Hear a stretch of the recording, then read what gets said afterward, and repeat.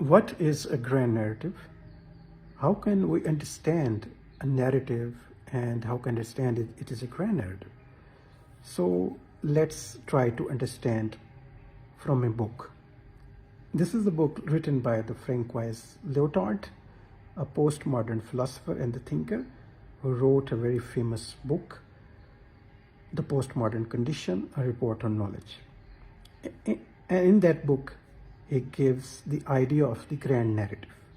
He was actually the first person who proposes the idea of the grand narrative itself.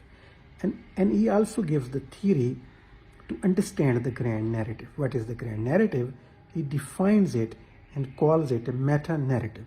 So he gives a theory of the meta-narrative to understand the grand narrative. And he presented the four defining features are the four distinguishing characteristics of a grand narrative. So he says, if you want to identify the grand narrative, that narrative must have these four characteristics, these four features. The number one is universalism. That narrative must claim that his idea is universal. And the second important feature of the grand narrative is totality. And the third and the fourth feature are utopia and authority. Now let's try to understand these four features one by one. In universalism means this grand narrative, this believes that individual experiences are universal. They believe that one understanding of the one phenomenon, we can generalize its results and can understand all the similar phenomena. And our experience gives us the complete knowledge, and through the light of this knowledge, we can understand all the similar phenomena. So it has some universal appeal. And the second important feature is its totality. It gives us the total, complete experience, because it doesn't believe on the smaller or the many parts of the individual parts of any experience or on self even. It gives us the complete and completeness, total experience. And third word is utopia. It gives us the idea that through our reason, through application, through understanding, we can achieve a complete, flawless society. We can achieve total knowledge. This is just like first philosopher, great philosopher Plato's concept of idealism. Through dialectics, we can achieve that ideal reality. So it gives us a complete, total ideal reality, utopia. And the last one is, the fourth one is authority. So authority means for the grand narrative, for the modernist perspective, they give reason the ultimate authority. I mean, in all the matters, in all the understanding, our reason is our guide. Our reason is ultimate authority and the power. Our reason will decide what is right and what is wrong, what is good for, what is bad for us. Everything will be decided by the human reason. And if we see from the decolonial view, we can see the British and the French and the Western powers, they give their own experience, the ultimate authority. They give that we have the total experience of humanity. They presented their particular experience as a universal experience, their knowledge for the universal knowledge, and colonized the whole world.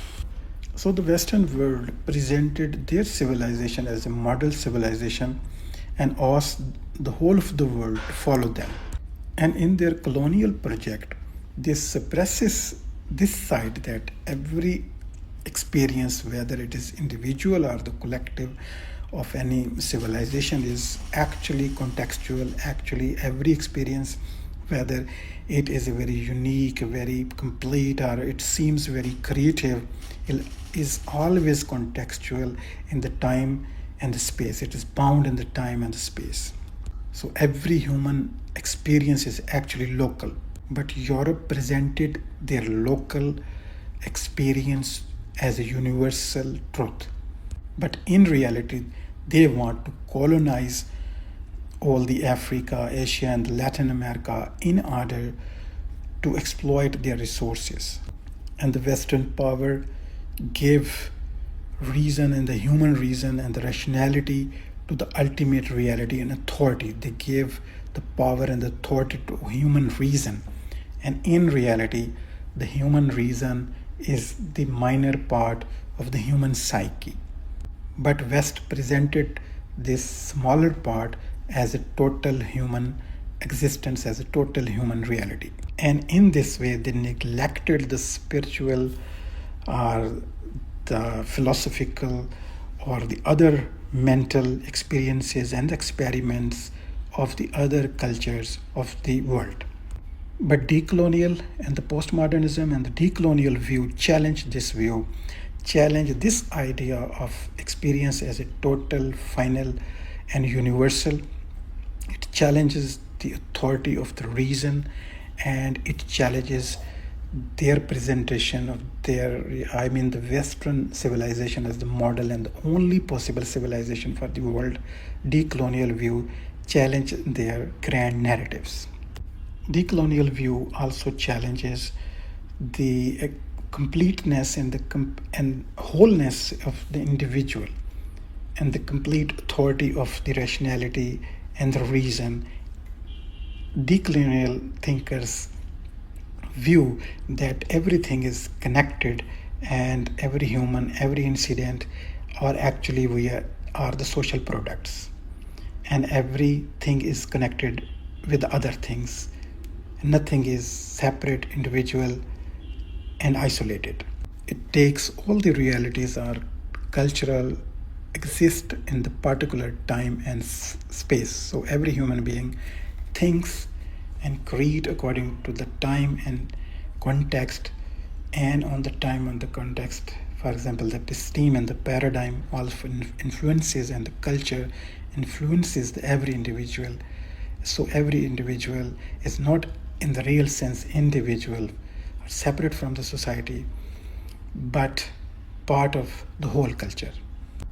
So it says every experience is local and contextual. It can be understood in a particular time and space.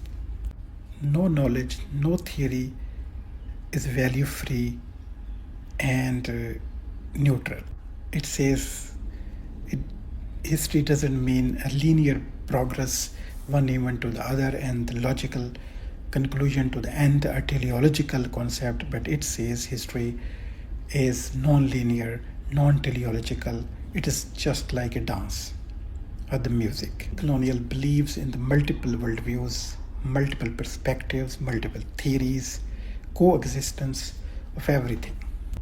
Because authority and universalism entails hegemony and suppression.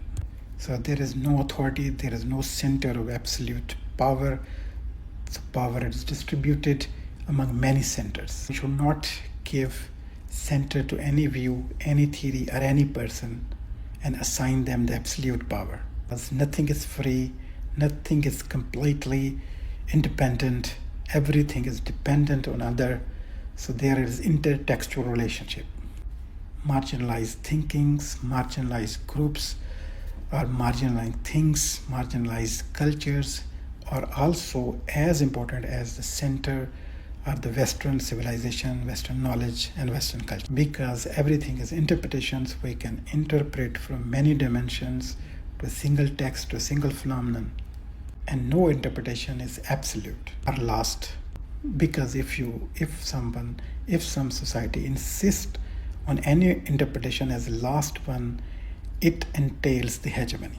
So every knowledge, so every concept, every value is a social construct. Because it is a social construct, so it must have ideological dimension.